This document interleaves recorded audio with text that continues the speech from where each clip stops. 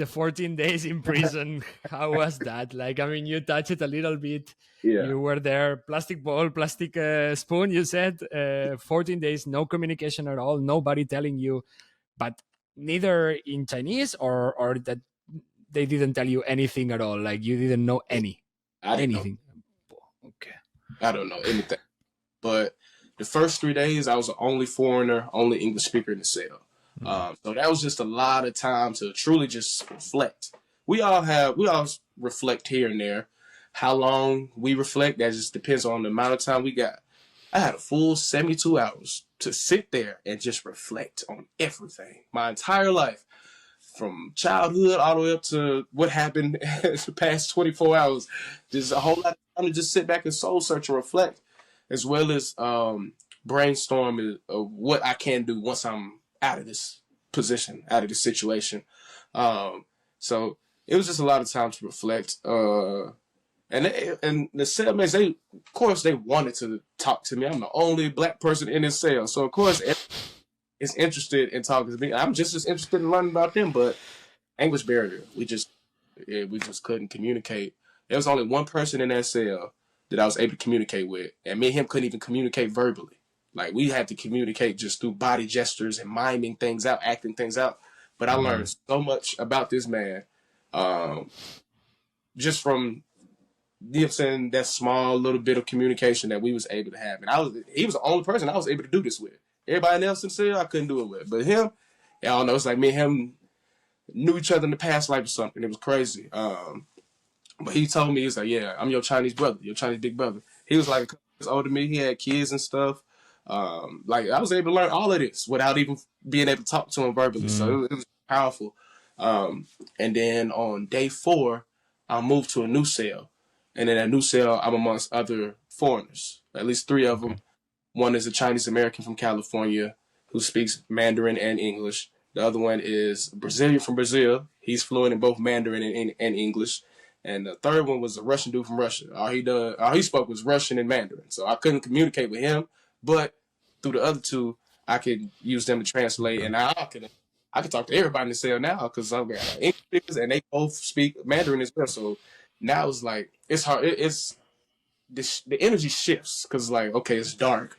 It's gloomy, it's depressing just because we ain't got nobody to talk to. We just left to our own devices to try to entertain ourselves, keep our spirits high, and try to figure this thing out. But now we have camaraderie. Misery loves company. You know what I'm saying? I ain't alone no more. And now I can communicate, learn how the jail operates. Now I'm learning everything. I'm learning how everything works.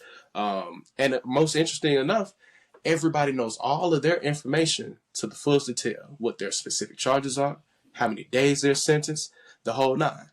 Me, on the other hand, nothing was explained to me, but everybody else knows all their information to the fullest. Exactly. Why? No, okay. Me, yeah, no. That's what makes the story what it is. You know what I'm saying? I have no clue. It's still a mystery to this day. And he was just, Lenny, the Chinese American, he was like, they ain't explained to you? Like, they ain't give you the rules of the jail? They ain't tell you nothing? I was like, nah, bro. I've just been sitting. I'm still sitting. I still don't know how long I'm going to be here. He was like, man, that's crazy. But it's weird because at the end, like, I don't know, when you said that nobody told you anything and they brought you in and then you dropped it there and you don't know, I was expecting that the rest of the people with you also were in the same situation, that it was the normal procedure for Chinese police to do that. But now you're saying that you're the only one who didn't have any explanation. That's right. That's even more insane, you know? And it's like, only time I was able to meet other foreigners who were pretty much like on the same type of time as me were folks that was there like with visa issues. If you stayed visa, if you was here on a tourist visa, but you were working and stuff, like you just doing something illegal, you know what I'm saying, that wasn't the purpose of you being there. Those are the main people that was having issues. It was like, at least not knowing how long they're going to be there, how their situation going to play out. And they don't do a good job of like explaining anything to you. But like I said, that's what made the story what it was. You know what I'm saying? I had to go through it just like that for it to be so conveying and so attention grabbing. Like, you ain't gonna want to put it down because it's just like you have you at the edge of your seat. Like, bro, what is going to happen next? How is this thing gonna play out? Like, because we were saying you don't know. You just learning as you go. Mm. Would they, when they take you and they say, okay, come with us, you're leaving, they take you to your apartment, you pack stuff, they deport you. Did you Mm. pay a fine? Did they did you pass any court? Did you pass anything? Or they just like put you into a plane and ciao? It put me on the plane. That was it. Like if I didn't write this book, nobody would have known this entire thing had happened to me. Like it didn't follow. It doesn't follow me anywhere. Nothing. Like, but I was like, No criminal record, no anything. Like, I that mean, I don't know in China if there is we a criminal record. China's different. They before I got on the plane, it was like, you're banned from China for the next 5 years, so you won't be able to come back till 2024. This was 2019, but I'm like, I'd got a full experience of China already. Good, bad, ugly, beautiful, the whole nine. I'm not pressed to come back here anytime soon, especially Was if it wasn't the not. best 5 years afterwards either, no, in China. And that's it. I'm, With the whole COVID and everything. So but yeah, yeah. But I would go back though. Like looking back yeah. on it, go back. Only if opportunity presented itself. I wouldn't go out of my way to go back to. Mm.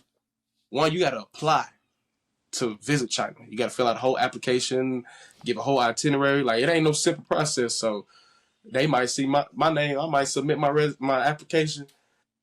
Folks scan my name. Sirens start going off. Red flag. Deny. What? So, Probably. No, I mean it happens. I assume like with these visa situations, of course I assume there is an alert on your file or something. No, it is crazy. me. Crazy. And they put you in a plane back. You back to US. Yeah. You are not playing football at that point of time when Uh, you come back no, anymore. Like oh, that's over with. Like I completed all 4 years of my eligibility, so it's like yeah, I can okay, go. Ooh, but football, yeah, football's over with. never. And then obviously you decide, okay, this story is worth to be told instead of like going with the head down and Yeah, choosing to not explain it to anyone, because what you just said, it's absolutely valid. You could have gone back to the USA and say, this never happened. I yeah, buried and I never remember about it in my life.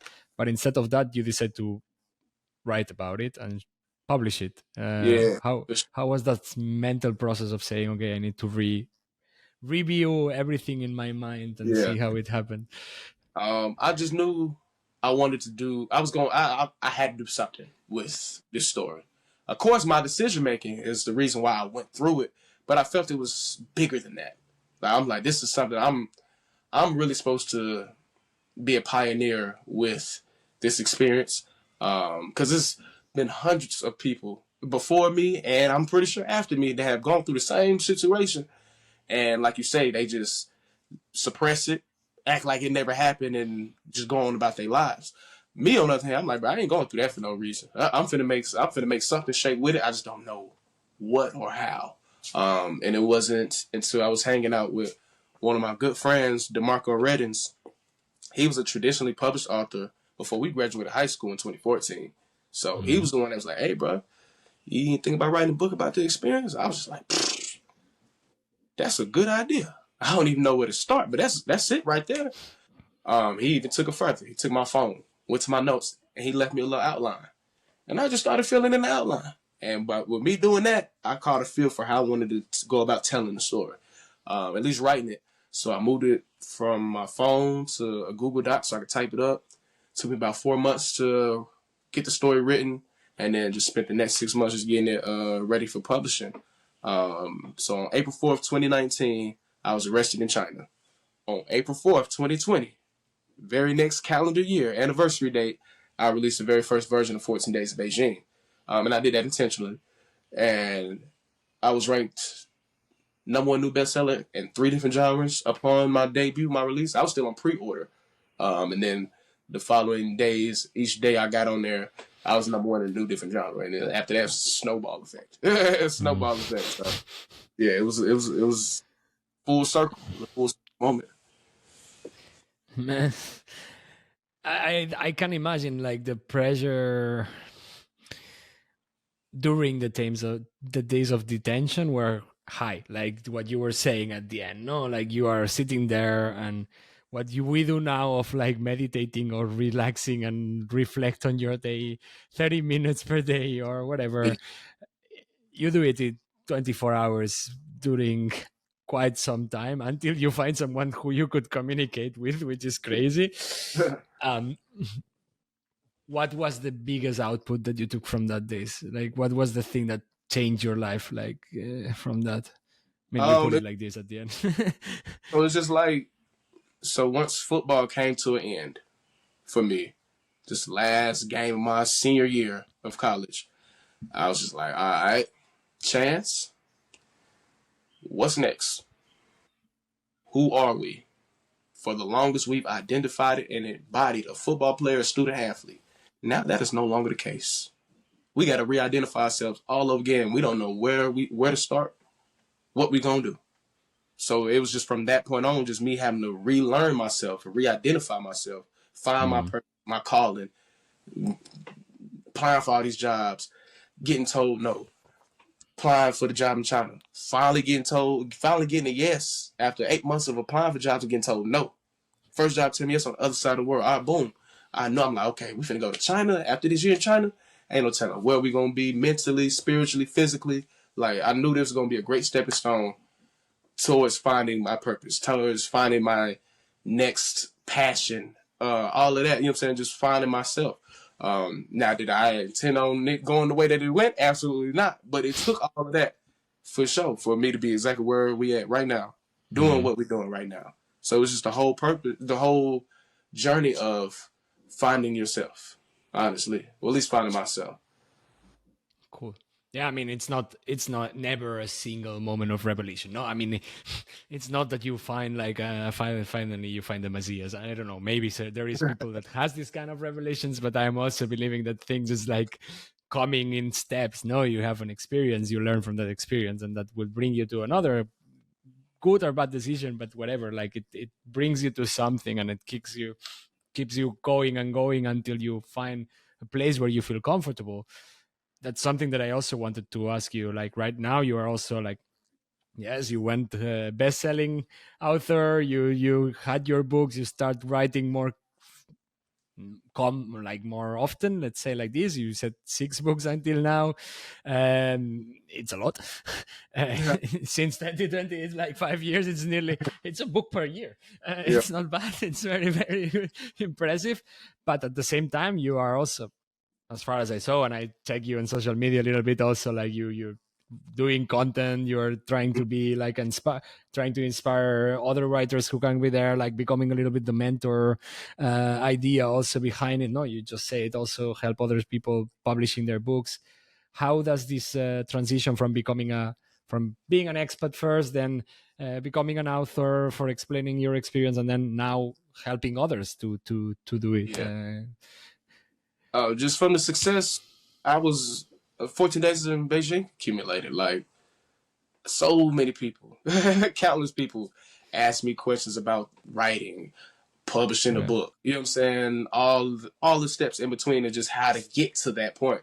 It surprised me how many people actually had aspirations or always dreamed of publishing a book or writing a book or you know what I'm saying, in a bestseller at some point in time in their life. For me, this was just an idea I was given. I just took it with it, and I had a lot of success. So it's like, okay, this is something that people actually yearn to do or want to do. And I got tools and the sauce to do it. You know what I'm saying? I got some good game to give out for folks that's really serious about it. And like I said, I work with countless people, countless people, giving the game away for free. Folks not even taking advantage or taking it serious. Or it's like, I guess it was just too accessible that they don't really do nothing with it. You know what I'm saying? There was no value to them just because it was easy for them to acquire. So once I turned it into a package and a service for purchase, that's when I started finding solid clientele. And not only did I find solid clientele, they trusted the process. They did everything I told them to do, how to do it. And not only were they able to publish their first books, both of their first books went #1 new bestseller in multiple genres as well. So it's like, not only was I able to accumulate success for myself, I was able to help 2 completely different individuals do it. First author, Anthony McKinney, He's about 30-something years old now. His book is about him growing up in Mississippi and how he was molested before the age of 10 and how that affected him and shaped him into who he is today. Powerful story. It's titled The Fatherless Child. Y'all go tap in with that. The other author, Tanisha Sadler, typical high school drama about two girls liking the same star athlete, and he messing with both of them, but they don't know about it, and then they find out at the end. And all, it's typical high school female drama. Mm-hmm.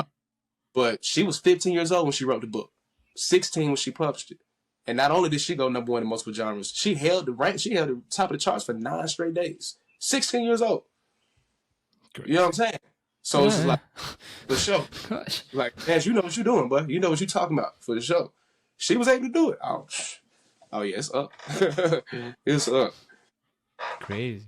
I mean, I am always surprised when people are able to do these things at young age. Like, it's like, I don't know. I'm still figuring life, and I'm 31. You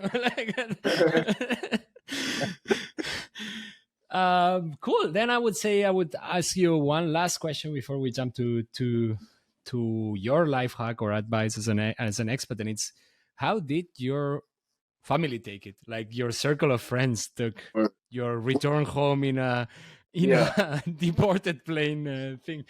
How was the situation at home? Once I hired, I only told like a select few of people what was going on. Like, I ain't really tell a whole lot of people. So a lot of people ain't even know I was in China. You know what I'm saying? So the fact, and the ones that did know, when I came back, they was like, damn, bro, it's been a year already, but that year flew by. They didn't even notice I'm here. I'm back in America way earlier than when I'm supposed to be. But to their recollection, it's been a year so far. So that just let me know, like, how just people just caught up in their own lives. They got their own thing they doing, so they ain't really paying attention too much until I'm telling them what happened. And then, of course, I'm telling them what happened. Oh, man.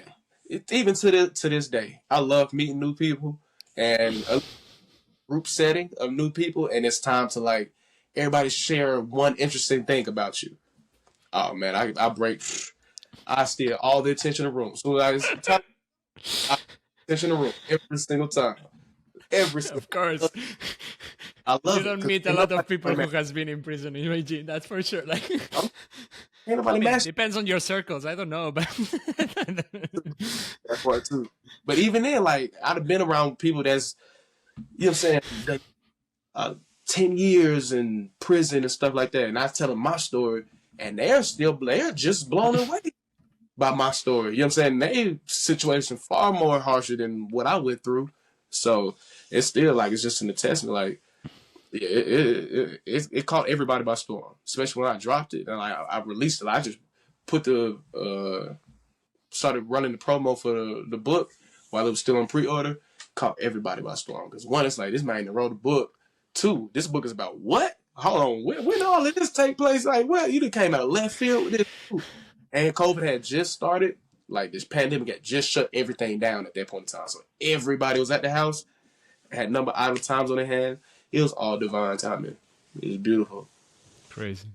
No, I mean, it's also something that like, when you were saying, I came back, and people, of course, like, when you go back home, even if it's 1 year or 6 months, life continued at home. You're never, you cannot expect that people are waiting for you with candles and balloons, you know, like, hey, people continued with their lives, and that's what it is. Like, at some point you start also, but one thing is that you are not forced at the beginning to explain them what happened and why you are back. But as soon as you release the book, I suppose there was a lot of people telling you, oh, wow, okay, now I am understanding why you came back after 6 months. No. Yeah. For sure. Of course.